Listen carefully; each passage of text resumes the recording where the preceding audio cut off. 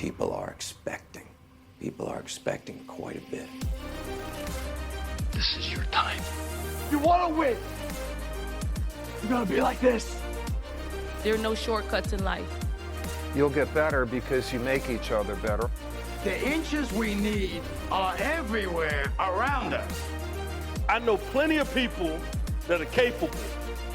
I know fewer people that are willing.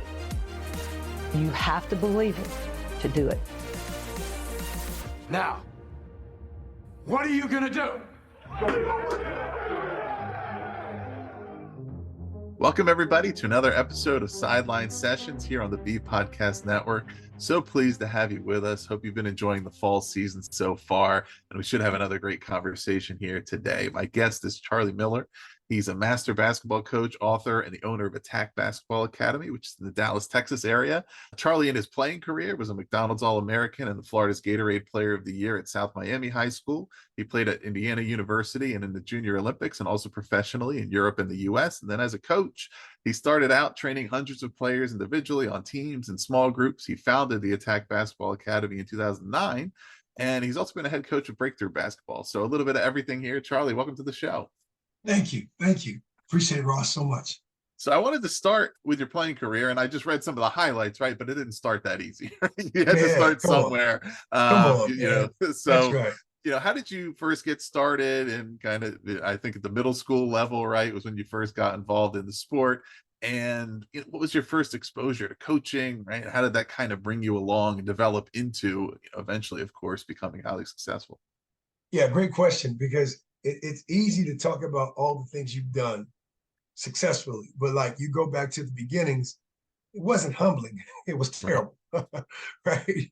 So for me, growing up in South Miami, Florida, you play sports by the season, and football in Florida, if you can imagine, is the dominant sport, American football, right? Right. I mean, it's the dominant sport. So we value playing football more than any other sport, because also we were spoiled in South Miami, Florida. Here's why.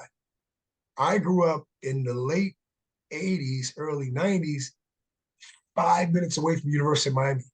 Right. Coral Gables, Florida was like across the street from me. So I would go out and watch like the swagger, like the confidence of the Michael Irvins and, the players. And when I was all of 8, 9, 10 years of age. So that, like, going to watch their practices was like wide open. So to say, for one, exposure to like high level athletes was like right in my neighborhood, right? 2, playing sports by the season, when football ended, basketball began, and that was something we did socially. We just played because we kind of were forced to play, because you kind of did everything together. And I don't know, I think I started getting taller, and getting hit on the football field was not fun any longer. And all of a sudden, I just fell in love with basketball about 12 years of age. Yeah. And I mean, it's interesting, as you mentioned, growing up around the University of Miami football team in their heyday, and that team having these larger than life coaches, Howard Schnellenberger, Jimmy Johnson, right? Yes. People who were really recognizable. Yeah. And then I mentioned when you went to college, you played at Indiana, and this was when coach was Bobby Knight. He had been there already 20 plus years, won 3. He was already a legend, right? That's right.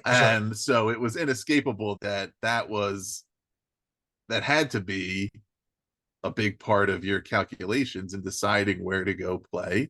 That certainly a big part of this had to be about the coaches, because you knew who he was, and he not only highly successful, but even now, and he's probably been retired 15 years, one of the most recognized, well-known coaching figures, right? And from that era where coaches had those kind of high profiles. But how were you thinking about that? Because of course, as an athlete, it's something, I'm sure there were other things about the university that appealed to you as well, but a big part of it had to be thinking about, okay, who is this coach? How does this fit what I'm trying to be, what I need as an athlete, where I'm trying to go to? How did you kind of think about that as you were entering? So one great question that I want to back up a little bit too, because you got to go back to sports in general with coaches, especially youth sports, when you first start playing. They're teaching you the essence of the game, the essentials, the fundamentals. One, you don't really see it as a character development piece when you're younger. You just want to play, but you don't realize like the discipline, the self-control, the behavior modification, all those things that you know now. Oh, that's what they were doing. Okay, I get it. So interesting enough, my football coaches when I was younger, they were all police officers, or they worked for the city of South Miami, where I was actually born and raised. So they were pillars of the community. So they were always highly respected. You know, you didn't want to make a mistake, not because you wanted to disappoint them, because you just felt you were going to be in trouble. Right. So whatever that was, right? Whatever that, now I know it to now be called a primal cue. I'll talk about that coming up soon. But like, it was just people of high authority you really respected in your neighborhood. And then that led to me, Ross, really, I would say by the grace of God, I mean, this is like unreal. I'm 12 years of age. I'm dunking a basketball. Don't ask me how. This was before you do vertical jump training. This is before you do any type of Vertimax jumping, all the 8 weeks stuff we do now. I was able to dunk at 12. I have no idea how, why, I don't. Yeah. So it was one Friday night that really changed my life. It was actually my future high school coach, Coach Charlie Funk, came to watch a game because our head coach, Coach Morris, said, hey, your future of your basketball program is here. Not necessarily me, but my friends. Like, they were in the 8th, I was in the 7th grade. And here's your future. So he came to watch us play. And again, I was able to dunk the basketball, shoot lights out from anyone on the court. I don't know how and where. I was always had a good aim. I don't know. That was a God-given thing. Right. So all of a sudden, he walks up to me and said, hey, you have a chance to play high-level basketball. And that scared me. So I was like, who is this guy? One, you don't look like anybody I know in my neighborhood. Two, okay? And why are you telling me this? Three, I play baseball and football. I don't play basketball. I do this for fun. But it was something, he was so persistent at saying, hey, kid, you got talent. You have a chance to be really good. And I was just really like, again, I don't play basketball. I'm doing this because it's the season. It's kind of like they make us do it for like conditioning for football. Yeah. But he was so persistent that here it is. I'm a 7th grader, Ross. All of a sudden, he's coming by to pick me up as an 8th grader, 5:30 in the morning, have me go to the gym at the high school, practice with his high school team. That was so intimidating. Yeah. Because I'm seeing everybody in my neighborhood that are juniors and seniors in high school, I'm running away from, because not be bullies, but just in neighborhood stuff, right? Right? They're not bullies, but every time you see them, you're afraid of them because they're really good. And now you're playing and competing against them as an 8th grader, and you're doing well. So it was something he saw in me I never saw in myself. You just got to calculate that 8th grade, 9th grade, 10th grade, 11th, waking up 5:30 in the morning. He's teaching me how to work ethic, effort. And that led to me to have a stellar career in high school. It was Charlie Funk going to coaches. So I want to kind of give you that story to really paint a picture that I didn't realize what coaching meant when I was younger. Now I get it, now that it's my turn now to pay this opportunity. That brings out the natural question, which is, can you still dunk? I still can at 46. And I still can. And it's pretty cool to say I can. And it's a lot of energy, put it that way. Okay. I'm on the court sometimes, and we'll talk about this later, but I'm on the court sometimes for 4 or 5+ hours straight. I'm just trying to show a layup. The kids can dunk. Yeah. I can show you how to shoot a jumper, but man, dunking, that's a lot of energy now. Yeah, no, you said you dunked at 12. I think my first dunk was at 13, but I don't think I can anymore, and I'm not going to find out because it's not worth the risk. I don't want any surgery or anything at this point. That's right. You got to do the podcast next day. I got more trainings, man. It's not worth it. Risk is not worth it. No, yeah, it's sad. I don't know when the last was. I hear that, man. I hear it. I hear. So this was right your experience with coaching as a player. Yeah. And now then of course eventually after your playing career you Yes. started moving to coaching yourself. Are there certain things that as you were developing your own approach to coaching, right? And I know at this point you really promote it's a process over outcomes approach, but are there certain things that you specifically took from the coaches that you had? And are there specific things that you didn't, right? Because of course, when you're of course, process over outcomes doesn't mean we don't have great outcomes, but at the same time, when you're playing at elite level, Division I basketball on the professional levels, of course, the outcomes are the focus in a way that it's not at youth development. So I'm sure there's certain things that you said, yes, I learned this from these coaches. It's part of my thing. And other things you said, this is just not the right thing for this level of athlete or for what we're doing here. Yeah. So the best way to put that is over time, when you have an opportunity like I've had from high school high level, college high level, playing professional sports high level, to sum it up, what you end up doing is you learn what not to do, right? You learn what didn't motivate others around you. And you saw how they probably became more resentful or personally. You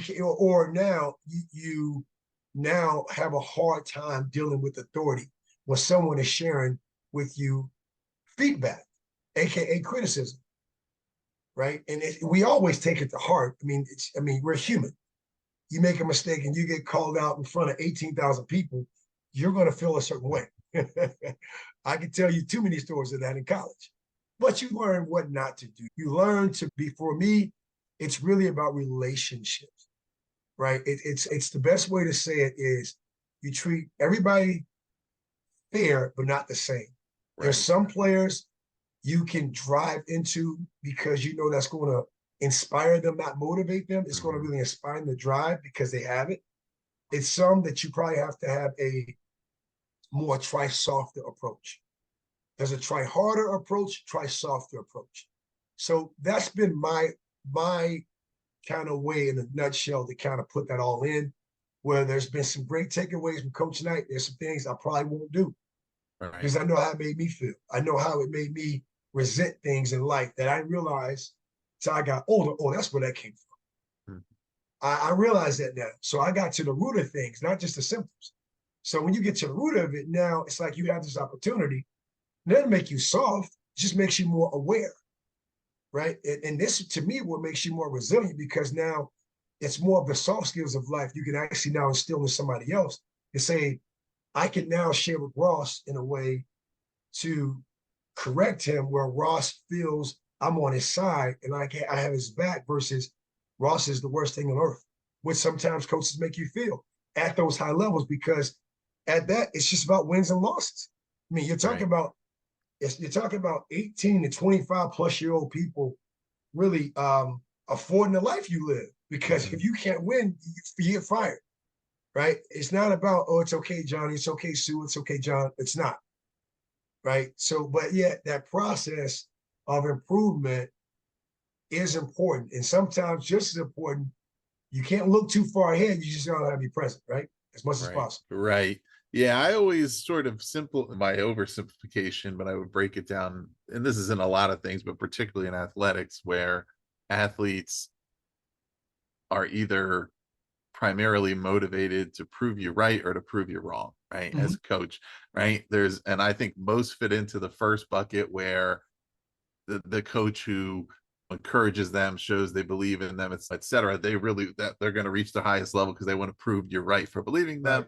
And then there's the others that their best performance comes out of, that tougher approach, that doubting them and then they're like, I'm gonna show you that you're wrong, right? But as a coach, you need to know which is which, or sometimes it's the same athlete and you need to switch up your approach here and there. Okay, they've gotten a little complacent, or okay, they seem to be losing confidence, I need to reinstill that in them. But when you only have one approach or the other, that's when it's not going to work, because everybody's different and everybody has those. It might be a day-to-day thing where, okay, this player showed up today and their head's not in it, and I need to try something different to really Yeah. get them focused here. And it's interesting. I would say, like, in whether it's popular culture or just kind of the overall approaches toward it, how things shift back and forth over time, right? Mhm. We once had this idealized version of these super tough coaches who were just Yeah. trying to give and then it's shifted to, okay, no, now it's about positive encouragement, and it kind of goes back and forth. But really what it's about is knowing your athletes, knowing their That's right. personality, That's right. truly caring about their outcomes, and figuring out, okay, what are the things that help to bring the best out in them. No question. I mean, if I can interject, what I do now, this is an approach I actually do now, because this is a lot of reading knowledge, books, strategies, also just experiences, what I've gone through, highs and lows with coaches over time. I proactively like to ask young athletes, and it shocks them. Here's the question. The question is, how do you want me to coach you when you're in a bad mood? Mhm. And normally they say, what do you mean? Hey, it's all good now. This is great. Everything I'm sharing with you is working. That one day you had a bad day in school and you came here and I could tell something's wrong, but you tell me that proverbial nothing and you're sure. That's proactively what we need to activate, that skill. We need to know the rhythms, because when you have that bad day, that tough day, I want you to find your voice and say, Coach, I had a tough day. Not to call you soft, to say, no, that's strength, that's strength. So now we need to adjust our workout. We need to adjust what we do today, because you may not have that physical aptitude. You may not have that physical resilience today. Mhm. Now you need me to be more on your side, not to hold your hand, but to kind of get behind you a little bit. So proactively, I like to ask those questions in the beginning as I'm getting to know my young athlete. So it's something it's a behavior. It's forever adjusting, right? It's not just set, right? That's that process. It's behavior modification. It's forever going, Mhm. right? And I think it's not necessarily head knowledge either. It's heart. You're trying to get to know them for who they are, not what they do, who they are, what they want to become in life. As you know, the ball will stop bouncing. There will become the fifth quarter in life. How can you support them? So that's where I go back to Coach Big O when I was younger. He taught me how to be nasty. Be nice, Charlie, but in a nasty manner when you play. Off the court, you got to be nice. Off the field, nice. On that court, be nasty. That stuff I never forget. So that approach is something that, again, proactively, I like to come into when I'm first training a player. I want to get to know them, not when we're reactive. I see something's up. You don't know me that well, Ross. I'm asking questions. I'm giving you details. You give me back. I'm going to take that. I'm going to take accountability, because I've been there before and I know what it looks like. It's a boil up. Right.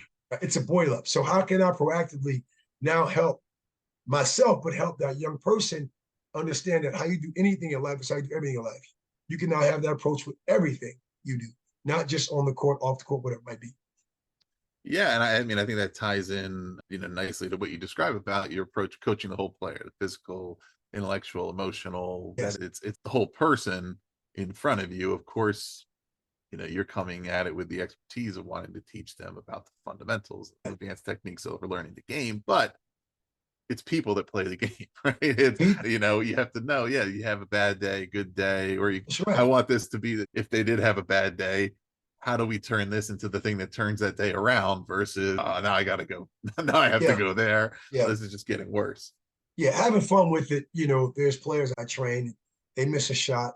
We just first started training and they miss a shot. OMG, but they say, oh my God. And oh man, I'm like, first of all, I'm not even upset. Why are you upset over missing a shot? You try to impress me. Don't do that. You need to learn how to miss. This is rehearsal. Make mistakes. Mhm. You need to make all the mistakes that you can. Right? Learn that. Learn how to say next shot, best shot mentality, not react. Play with the emotion. Don't get emotional. Because let that emotion go into technique and tactics, strategies, not into every time you don't get that outcome you want, you blow up. Now it's 3 or 4 shots. I got to calm you down. Let's not do that. But again, that's a process over time where it's about balance, right? It's about balance. Okay, you missed a shot. How about you create an algorithm? I can't miss 3 in a row if you can shoot that well. I can't miss 4 in a row. I'm not there yet. Right? Next shot, best shot. Okay, next, say something. Let's, instead of we have a reaction to it, let's continue to respond to it and then create a possibility. Yeah.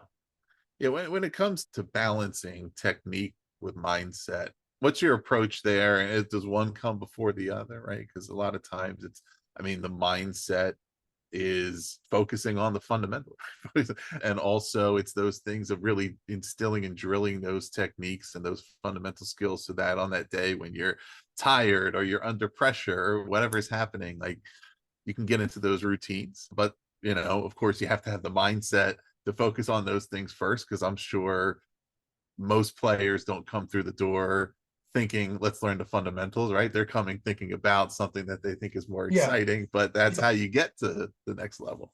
Yeah. So great question.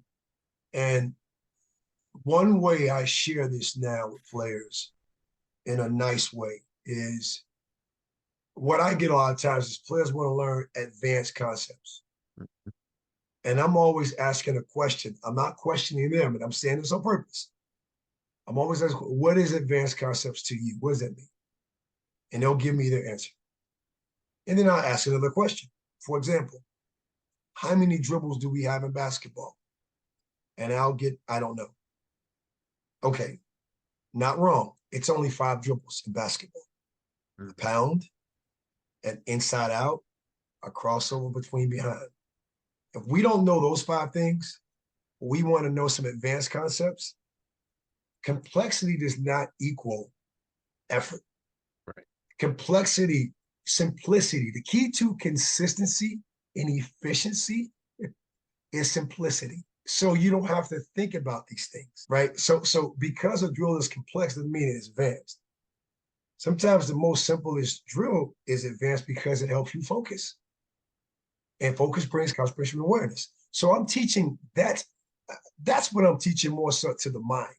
I don't know if you've ever heard the word platitude. You ever heard the word platitude before? That's what this stuff is to me. I'm sorry, right? And to educate our listeners, right? Nothing against it, but platitudes, my listeners, are the moral statements that we constantly hear that mean nothing to us. Not saying again, nothing against it, Ross. Mindset, to mental toughness. Man, I'm hearing this everywhere I go. I'm sick of it. I'm sorry. Like, what does it mean? It means so many things to so many different people. Right. So for me, awareness is my work. Or you can't do what you can't see. You can't see it because you can't recognize it. You don't recognize because you're not aware. So we can't do anything. We can't do complex concepts. Let's train the brain first to look out for verbal cues. So that's how I teach the brain. I give verbal cues, action starters, and physical cues. And I give them in rhymes, right? If we're working on ball handling, keeping it very simple, I'll say this. See chest, change direction. No chest, go. I'll have you repeat it back to me. We'll walk it. See my chest, change. No ball, shadow drill, right? Learn to progress the skill. And I'm also educating them too on habit stacking, not multitasking. Build the skill layer by layer. So the skill becomes permanent. And then I'll find a way to put that same skill, Ross, into a metaphor for life. Yeah. And so that's how I train the brain. But this is years of studying myself first, my mistakes, my mishaps, my hangups, to say, okay, I've made a turnaround. Where did those turnarounds come from? It was really just one of the coaches I had in my life told me, when I told him, hey, I was burnt out, he said, you're not really burnt out. You're not as good as you used to be. Yeah. That was a real eye-opener. Some tears came down my eyes. It was just real talk. You're not as good as you used to be. He gave me 2 books. He said, you got 2 books I need you to read. One was The Talent Code by Daniel Coyle and The Mindset by Carolyn Dweck. And those 2 books changed my life. The Talent Code brought me to The Little Book of Talent, also done by Daniel Coyle, which is basically 52 tips on how to get better at getting better in ways of successful people. Right. And that's what really gave me this approach of seeming really cerebral, but really giving cues, really learning how to teach a lot in a small amount of space, right? Where skills more become permanent, not just something we do in that moment. Yeah. Do you or what do you do with, I guess, integrating watching, Yep, visualizing, and yep, doing, right? Like yep. one of the things that frustrated me later on in my life, but when I realized it later, was I didn't become that good at watching and like breaking down the Yes, sports I was watching until yes. after my playing days.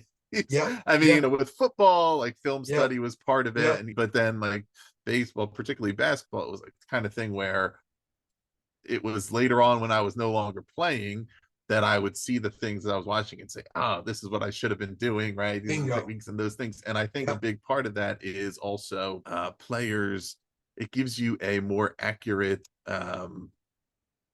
view of yourself and how you're executing, right? When right. you see kind of some of the moves, the whether it's post moves or different dribbles or defensive positioning, right? Some of those important things, and you see how it's done correctly, and then you are trying to actually execute on that, you have a more accurate view of what you're doing, versus if you just go straight into practicing and doing it and you're never breaking down that tape of yourself or of just others who are good at it, you may in your mind what you think you look like is not what you look like.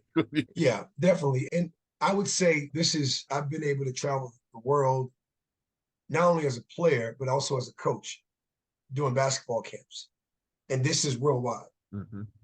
There's three styles of learning, right? There's kinesthetic, that's doing. I got to get the ball and go. I got to feel it. I got to make mistakes on my own. It's auditory. I can listen. Like you can give me step one, step two, step three, and I can go, right? And then there's visual. I can see it. Don't give me words. Let me go. So KAV, right? Learning styles. And we all are a mixture. Some we might be stronger in one area than another. But to me, on the Western side of the world, we don't like to listen. We like to just do. We go. And then they got to show me. And the checking for understanding is what we weren't taught. Well, how I grew up.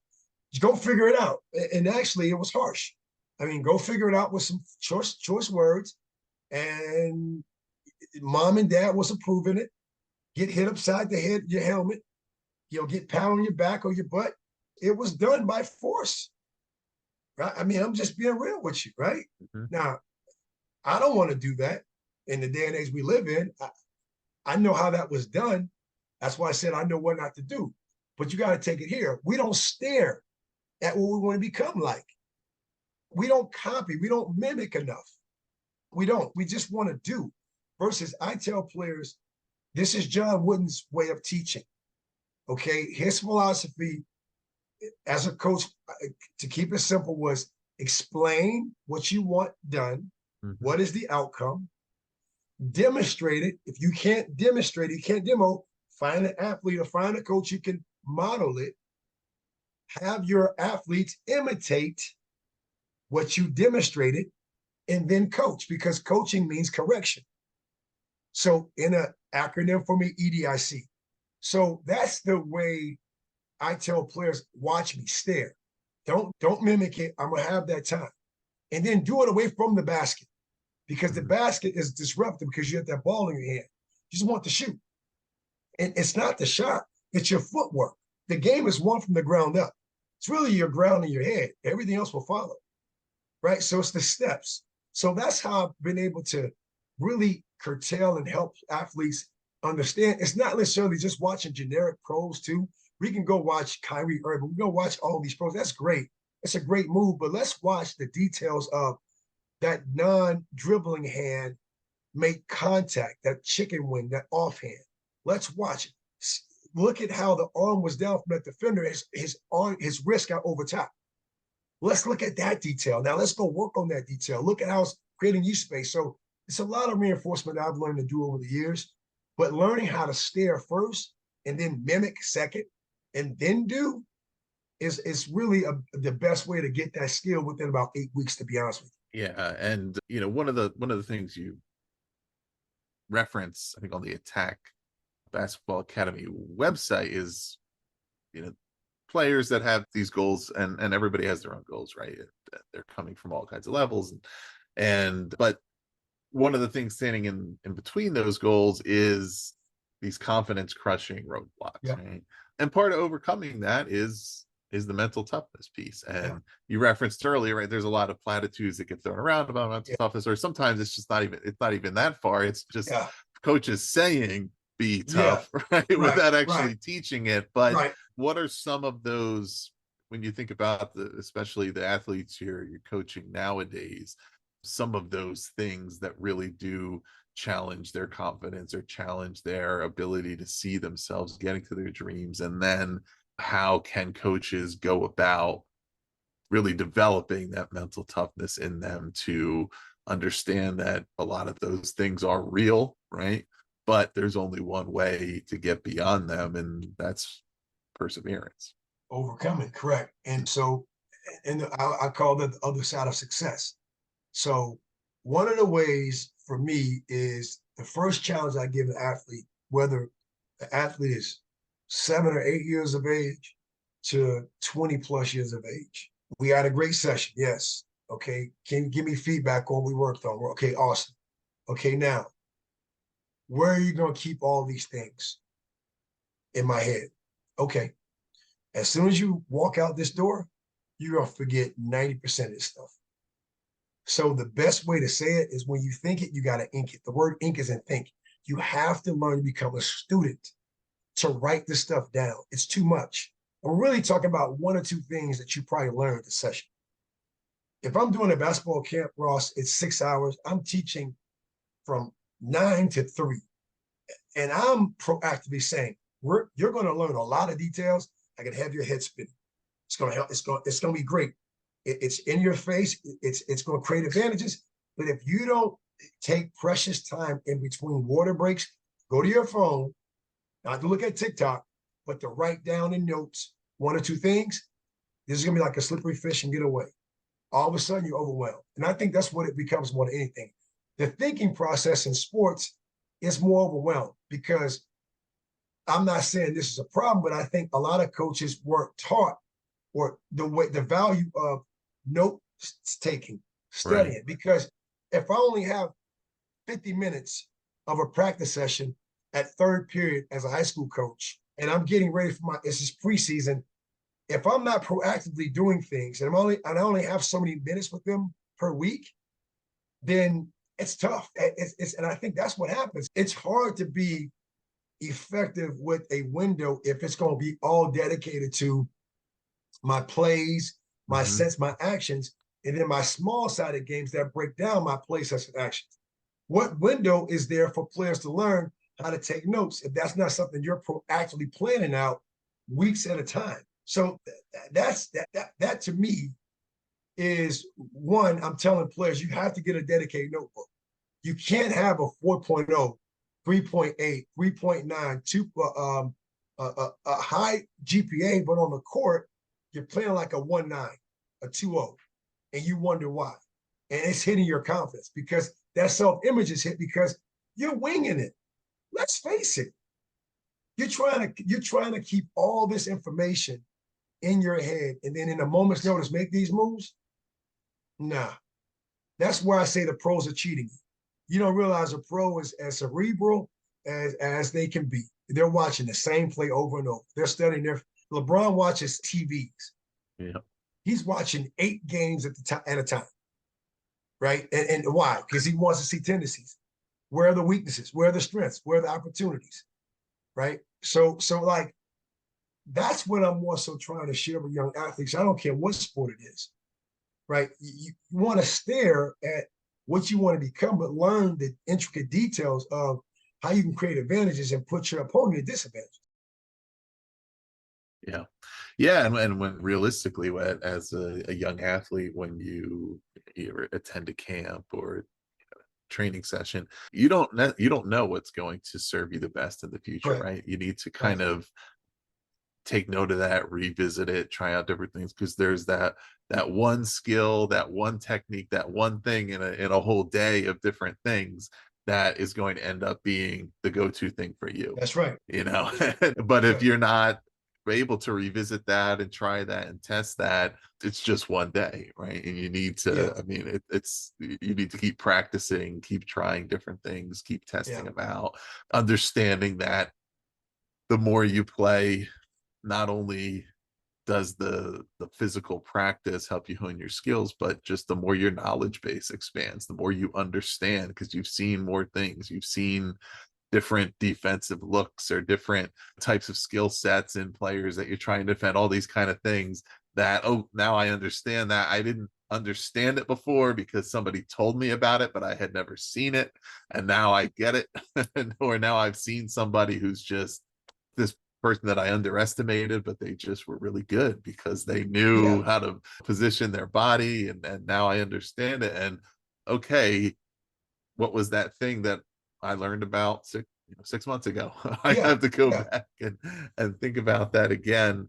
Do players have different ways that they are, actually, it's not even the direction I want to go, because I have something more interesting in Oh, you're mind fine. You're that fine. Go ahead. is, I think there's something that you must have learned about through the fact of having the academy and Right. the way in which you, and I'm sure this progressed and developed over time, right? But you have a website where everything is laid out. It's clearly articulated. Here's what we do here. Here's our approach. Here's how it helps you. Here's what you're accountable for. All those things that I think is so critical to the success of those student athletes, to understanding that all the stakeholders are clear on what is the approach here and what are we trying to achieve and what do you have to do. The players, their parents, their other coaches, Right. right? Things that sometimes I think can really be missing, let's say, from a coach who is the high school basketball coach, who Yes. doesn't have to, they're the coach at the school, the players are going to come to play for that team. They don't have to necessarily put all that stuff out there, or they don't, it's not a requirement that they be Right. as good at communicating all of those things. And yet Right. it's beneficial if they do, right? Right. Because now everybody's on the same page when you talk about things like whether it's, process over outcomes, or whether it's particular techniques or skills that you're Yeah. trying to develop, or whatever it is, that if we're all on the same page, you understand what our goals are. One, you can get more support, because now, if you go home and parents might ask, okay, well, what are you working on? What did you work on this? And you can get that reinforcement. Or your administrators or whoever's your boss, right, is hopefully evaluating you based on the program that you're trying to run, not based on their perception of what they think it is you're trying to do, because you Yeah. haven't really communicated. But what have you learned through, through that process of having the academy, and through learning more and more about how you describe what your approach is and articulate that to the stakeholders that are then involved? Yeah. So I can tell you this: when we first started, I mean, a lot of the ways now came from really attrition. It really didn't come from having success and then here's this GPS I call game plan for success. No, it was losing players. As we had 20 teams at one point in time in my organization, it was trying to be everything to everybody, never saying no, trying to be at every workout, every practice, and feeling like I let people down, not trying to groom new coaches, help them out, coach the coaches in a sense. So it really came from a loss that I said, okay, I had to take a step back and say, one, I have to get better at coaching. Yeah. Just because I played doesn't mean I could coach. Doesn't mean I could teach the game, right? So I think that's the first thing that probably came up. But then second, it was life, because for me, as I was reflecting through like losing players, losing teams or organization, this is now like 10 plus years ago, Mhm. I had to look at myself. Okay, what was I doing missing? What was I still hung up on as a player? What was really showing up when I got mad? It's easy to say now to you, Ross, have emotion, but don't get emotional. I stayed emotional Right. when I first started. Plus, I mean, it was a brand new business that really was a hobby that led into now an S Corp, a full-fledged S Corp academy. So I didn't know what I was doing. I had to get better. So I think it was more learning that if I really want to be taken serious in this space as a coach, I have to get better as a coach, one. And then what is my approach? I know what it means to be selfish, because in a way, you got to be that way. To do the things I've done in life, to be honest with you, there's a selfish element to Gatorade Player of the Year, score 32 points a game, go to Indiana. There's a selfish component to it, but then what's the team side of it? Right now, there's a selfless side too. And that selfless side, to me, is learning contentment, not complacency. You have to learn to be where you're at before you want to grow to where you want to go to. Staying still, right? Being used to grow and develop, process. Learn these techniques, struggle with these techniques. Now these techniques are a little easier. Now I can stand on it. I can be accountable towards it. Okay. But we're talking about 10 plus years of heartache and pain, success up and down. Now you have a steady understanding and a steady base to now impart. Now let's also talk about this last piece, my statement, because it's really not about my academy. And I say this because of this. Where we stand on is this. What I tell players is for me to teach you premium individual skills that transfer to universal team concepts in the sport of basketball that fit your coach's playbook, not mine. You come to somebody like me to be an additional resource, to break down coach talk, to give voter confidence, to say, hey, it may not be good to talk to coach during the game or 24 hours after the game. How about we ask coach questions? Don't ask about playing time. Hey, coach, I know we're getting ready to play XYZ, and I know I'm on the scouting team, coach.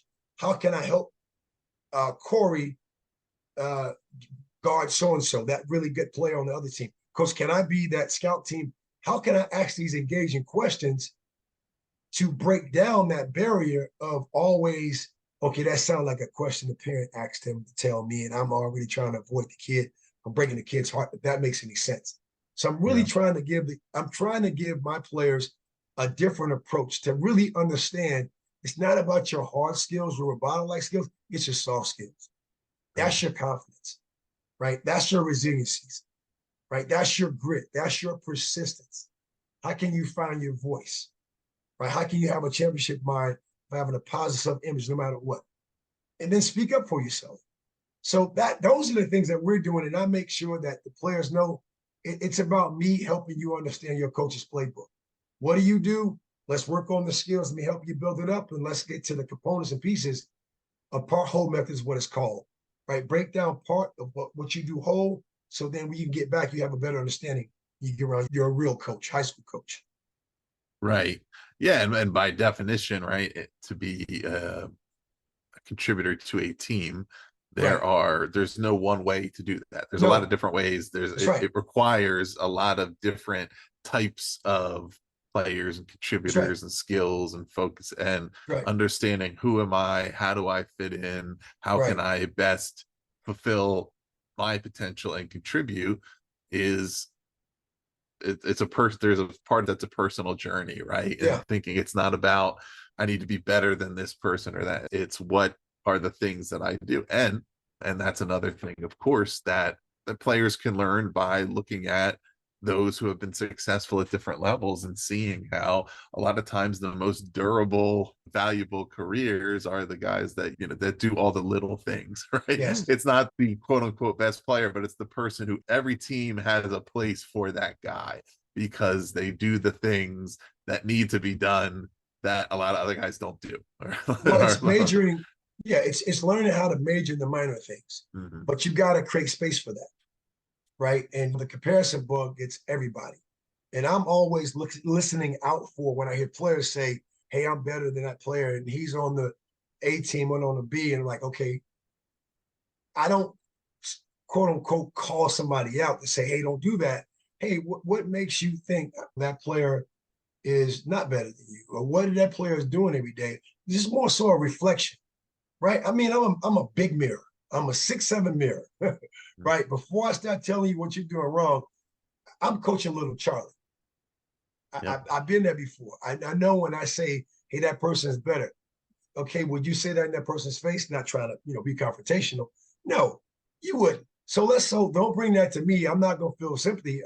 I want to teach you empathy. I'm gonna teach you now how to be passionate about. How about you just focus on the things you can control? Your effort, your attitude, your enthusiasm, your words, right? Your manners, your respect, right? That's what you can. You can't control the coach. Ask if you feel you're better than. Boldly state that, coach, I'm better than that player. I can't do that. Well, don't come to me with it. Don't. Right. Don't, because I'm not going to say, I'm not going to add fuel to the fire. Let's look at this, but it's an acceptance. It's the first step for me is acceptance. Now, it's not accountability, yes, but you have to accept that role of accountability. Right. You have to accept responsibility. And it's not necessarily the accountability or responsibility, it's two words, responsibility. That's to me the best ability. Are you reactionary? Everything's always a comparison. Everything's always fire and brimstone. Or, hey, can I look at this in a different way? Right? Can you keep a positive self-image about what you're doing? So what? You're on the B team. How about you dominate and have them put you on the A team? Make it fair. Right? How about you show through actions? Do your part, right? So over time, there's a boldness I have to it, but again, a respectful way of doing it, of just sharing with players, if you do what you have to do, and you learn what I'm going to talk about coming up shortly, just the law of the vital few, your 20% skill set. 1 or 3 things you're doing 80% of the game. So you don't have to think about these things. You know where you catch the basketball, as Kobe Bryant would say, can you shoot? That's one solution. Can you go right? That's the second solution. Can you go left? You have 3 solutions. You said there's many ways. There's many ways to go right and left. Can you do those things so a defender can't keep you on one side of the court, so you can recognize when somebody's close, you can go by them? Then that, I think, will solve 99% of your problems. You're keeping it simple. Yeah, it's also a lesson in anything in life, right? That you create value by doing the thing that nobody else is doing. Correct. And often, especially as young people, right, you look at that as being the thing that is so excellent that nobody else is doing because nobody else can do it. And versus there's a lot of things that anybody can do, but nobody does do because they're not focused on it. They're not giving the effort. And in basketball, it's the things like getting the loose ball or always being in the right position. It's the things that makes your opponent say, man, I hate playing against that person, because they're frustrating, because they're always where they're supposed to be. And then they're always just one step ahead with the hustle. And, all those things that, again, anyone could do these things, but most people just aren't focused on them. Well, because they're opportunities. It's not a value. It's not value, right? When you're younger, you value scoring the basketball. You value the thing that brings you attention. Not wrong, right? Been there, done that. You value, the question I always ask, why you come to this basketball camp? To learn this, learn that. No, you learn how to score. Mom and dad, why? To learn how to score, Charlie. It's so funny because the parents like it, to learn how to score. I want my baby to be the best. I get that. But I'm going to tell you a secret. If your baby learned the things you're talking about, Ross, right? If they're willing and able to do the small things, the word all is in small. That's where the attention to details is at. Because the small things buy you margin for error. Margin for error means I don't have to look over the sidelines because I know I missed that shot. Coach like shoot another one. Because you're a rebounding machine. You're a loose ball machine. You're the first person in practice machine. I'm buying myself through value add. I'm adding value. And and I know a lot of coaches like I'm not trying to trick you or persuade you. I don't want you buying in and buying in. I want buying in. What am I selling? It's about you and your career for 4 years in high school where you decide to move on, which a lot of people don't. Not wrong. A lot of people don't. And I try to bring that to light quickly.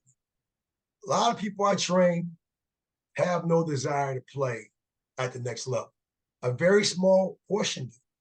So the ones that don't, I try to find a way to kind of curtail this in a nice way to say, hey, think about this. you are really stuffing your resume. You're really trying to get ready for XYZ. You already said you want to play college basketball, but yet you're so mad upset you're not getting the playing time in high school, middle school. I'm confused. Which one do you want? Right? If you really want it, you have to put time in it. And not time with me, time away from me. We can't just relearn this stuff, right? Or reteach. There has to be an accountability. That's where I kind of like, I'm a little different on that. I buy in. If I have to sell you on something, then there's no accountability. You have to accept that one. You have to accept that, right? That's a response. And if you are feeling pressure, that's a privilege. That's Coach Nick Saban's words. Pressure is privilege. That means you're doing something of a high note, and you want to take that as an honor. And now that should drive your efforts even more. Yeah. Yeah, Charlie, so we've covered a lot here today, and there is one other thing I wanted to touch on before we close, because there's these challenges that are present in modern youth basketball, and I think a lot of which have been associated with basketball for a long time that you might get into, but also now those trends have carried into a lot of sports, right? And so coaches, parents, and athletes that are involved in youth sports, whatever it is, I'm sure are facing a lot of these challenges. So wanted to get your perspective on what are some of the challenges that have been coming up top of mind for you, and what are coaches able to do to address them for themselves and to help their athletes do the same. Well, one of the main challenges I face a lot from both sides, because I'll have coaches call me and ask me questions on how to deal with an irate parent, or a parent that's so consistent on asking about playing time. And then it's funny because I hear from a parent or a player to get coached up on how to talk to coaches who ignore their sons or daughter, right? So there's an interesting mix for me. But I think overall it's communication. It's really how to communicate in a way where I may disagree with you, but I don't have to be disrespectful. And I think it automatically sometimes goes for disrespect because of the challenges that we hear on social media, the fights, the rages, or whatever it might be. So I think it's one, how first you have to learn to be truthful to yourself first. It starts with me. It's hard to have a hard line conversation because you feel like you don't want to break somebody's heart, but you got to think about that. If that's you, wouldn't you want to know the truth? And then from the truth, can we now put together action steps to get to a place of space where we want to get to? Right. It's communication. I think communication, it's hard now because we're such an outcome-driven society. Not wrong. I mean, I'm outcome-driven too, but I got a great sign that I know we're not going to see every single day. And I said it. It's a great sign, right? You see that sign right there? Oh, yeah. Right. It's that, right? It's not having what you want. It's wanting what you have. You said it earlier. Here's this skill. If I get this skill, you have 5 other skills, unique skills, right? That you're so good at. How can do your best with that, and then kind of go through a filtering process to say, are those skills do I really need? But I think communication, to get back to that point, is one of the biggest challenges. Is learn how to. You may disagree, but don't be disrespectful about it. Yeah. Yeah, I mean, it's totally right. And it continues to go back to that concept of knowing, understanding, being who you are, right? As a person, as an individual, as a community member, as a teammate, as an athlete, and this trickles down. Of course, everybody's not looking at it at the professional level, particularly NBA level. But if you think about even the way that prospects are evaluated in the NBA draft, right? I mean, maybe the top 10 picks, teams are looking for potential star level players. After that, the question really is, does this player have an NBA skill, right? Is there one thing that they do really well at the level to play at this level? And that could be the same in college, high school, whatever. What is the one thing that this player is really good at to elite? And if they can do that, they have a place here, right?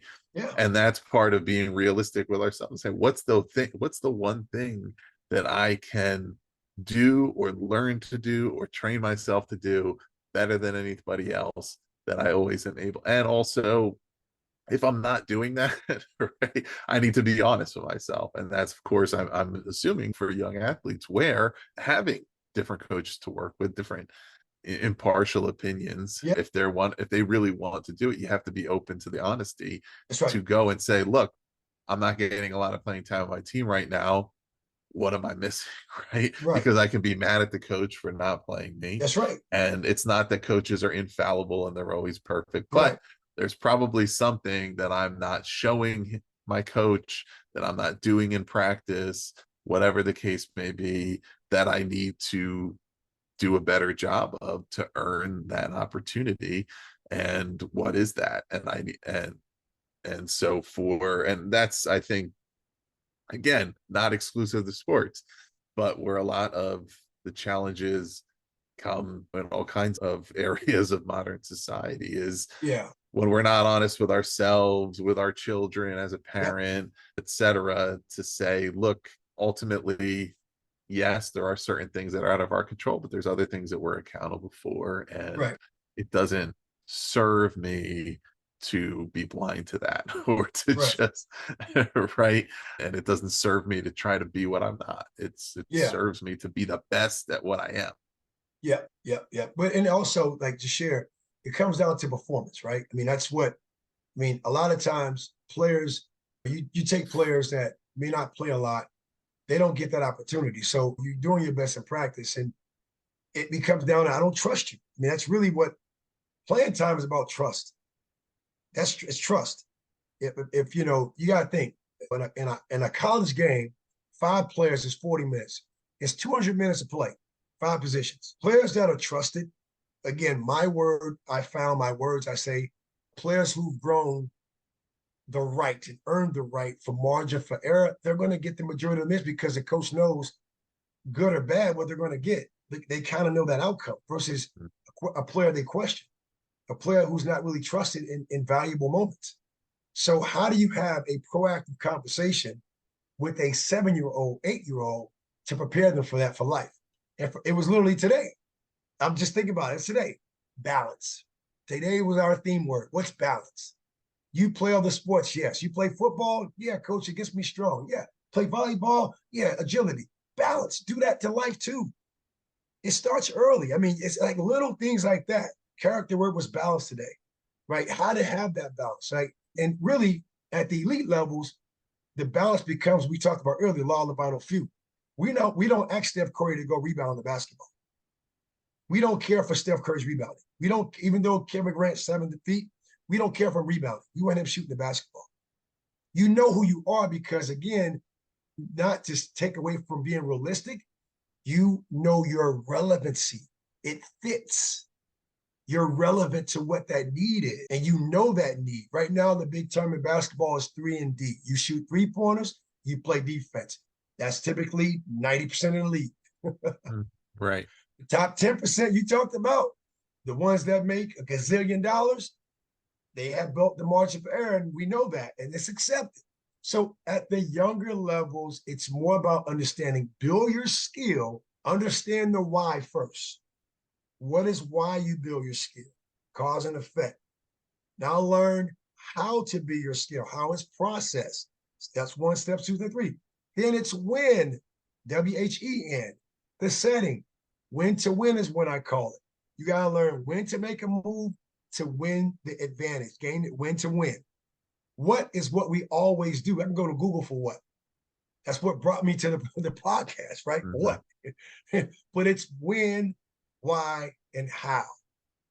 That is the question. And I think the quality of the questions will always determine the quality of the answers. If you can continue to find your voice and understand your value, what we talked about, then you can find that balance in life. You can find those relevancies of the things that you're becoming more and more of. Where'd you put your efforts? Yeah. I think, I don't think I've talked about this much on this podcast, but it definitely has come up in, we've talked about students and education and teachers and the same concepts around. One of the things that is, often because of the focus on, and sometimes focus on that well-rounded means that every area, right?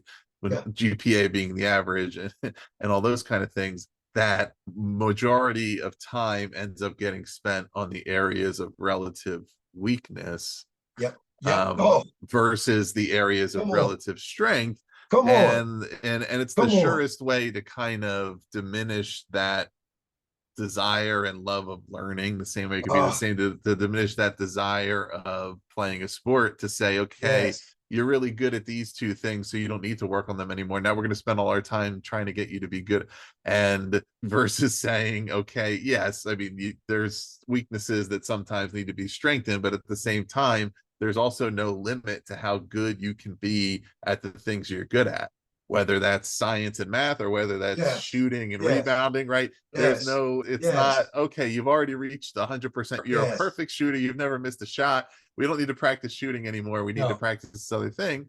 Or whether it's another sport where, like, I remember in my own experience, I had a time where a baseball team, we got a new coach, and he came in and he saw, I'm 6'5", and he said, look, you should be a pitcher. You're 6'5", and I'm like, I'm really not a pitcher. I'm more of a hitter, and really tried to make it into a pitcher, and it just kind of diminished my interest, because I know that this is not what I am. This is not what I'm good at. Right?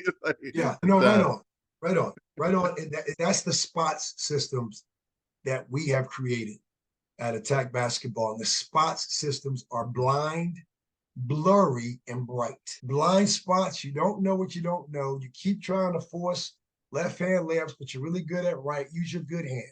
No one's gonna put an asterisk if you score a right hand left on the left side. Oh, but my coach wants to. Okay, question I always say, I'm a surgeon. You know I'm left-handed, Ross. You have a dog. Hey, you know what, Ross? I'm gonna try to do surgery today on your dog's right leg with my right hand. You okay with that? No, not at all. So like this ideology of I gotta work on my weakness. I gotta keep working on it. No, find what you're really good at and get better at it. Strength finder. Come on, right? Find your strength. Find your bright spots. That does not mean don't work on your weaknesses, but you know your weaknesses take a lot of mental energy and effort to produce. So you want to eat the frog. Mark Twain, eat the frog. What is it? Do the worst stuff first. If you really want to work on your weaknesses, do that in the beginning. So when you're tired, you can go shoot, because you know that's your thing. You can go sleep and shoot. You can do those bright spot things. You don't need the motivation, inspiration. So it's like really helping a player understand that, but it's really get to know them as a person. You know, it's really this simple. This happened to my now 7-year-old. We had a counselor help us with our son. He was throwing big temper tantrums, and she helped us realize it's always on Wednesday when his day was stacked. I didn't even think twice about that. Okay, so here it is. We're trying to get him to do things at 4 or 5, but his day is after school or whatever, his day is stacked. Hour of this, hour of that. And he's coming home tired. And we're like, we don't want to hear it. Oh, we see it. So for me, you got to find your worst day of the week. And in your worst day of the week, you probably want to do the things you're really good at. You got to think twice about it. Yeah. So easier said than done, but these things have come over time. But it's not a sale, because I'm not trying to sell it, but you gotta find the bright spots in the classroom. What are your bright spots, right? You know, what are you not good at? Go get all the help you can get, and it's okay to go get help. Mm-hmm. But learn how to teach also. You know, well, don't hurt as a student, because when you learn how to teach, you learn things twice. Yeah. Absolutely. So Charlie, it's been, total pleasure to have you on the show. I'm sure our listeners feel the same, and we're going to put the links below to the Attack Basketball Academy, to the YouTube channel, social media. There's some courses online, but where would you like to direct our listeners? What are some of the things they should check out to learn more? First, our website, attackbball.com. First place to go to. A lot of things that Ross mentioned earlier, you can go check out. Second place is our YouTube page, and you can go YouTube, and I want to make sure I have the right link for you. So I don't want to tell you something wrong. So on YouTube, It is at Attack B-Ball. So it's the @ sign ATACKBAL at Attack B-Ball. And right now to date, we have over 809 videos. 809 videos. And you can go, if you want to go to the playlist can give you categories, mindset categories, ball handling categories. So really breaking down the buckets of skills to tactics, strategies, team concepts. So over 809 videos. And then we have also our courses you mentioned, our courses that are paid premium courses that really give you the details of now a calendar. The YouTube is great to kind of give you the free stuff to kind of teach you the how, when, and why. But the coursework, the 8-week coursework that studies suggest that when you do things, it's not 30 days, it's 8 weeks, right? And we have actually courses that are color coordinated to help you kind of guide you through ball handling, finishing, shooting, over 150 plus drills with our training vault exercise as well. So that is our Podia site. And I want to make sure I give that to you directly as well. And I want to give you that direct site. Let me find it real quick so I'm on target and on time. Podia Virtual Training Vault. It is courses, the word courses, COURSES.attack, ATACKBALL.com. Courses, bball.com. You can find all our courses from our vertical jump training to our training vault, again, that has over 130 videos, 10 different skill sets. Excellent. Yeah, listeners, we'll put all those links below. There's a variety of different online courses there on the site. Very affordable. You know, I browsed through there earlier, again, with the YouTube channel. Of course, if you coach basketball, you have a son or daughter that plays basketball, a lot on there, but also some stuff on mindset and mentality that could be helpful with other sports. But we also have the Facebook, Instagram, LinkedIn links. So we'll put all that below. Check out, any and all resources that are helpful to you. And please do stick around here, subscribe to Sideline Sessions, hear the rest of our fall season. We're going to keep bringing you a lot more conversations with coaches from all across the landscape. Also visit bepodcast.network to learn about all of our other shows. Charlie Miller, it's been such a pleasure to have you on the show. Thank you, Ross. I appreciate it so much. Edited by Gage Sanderson.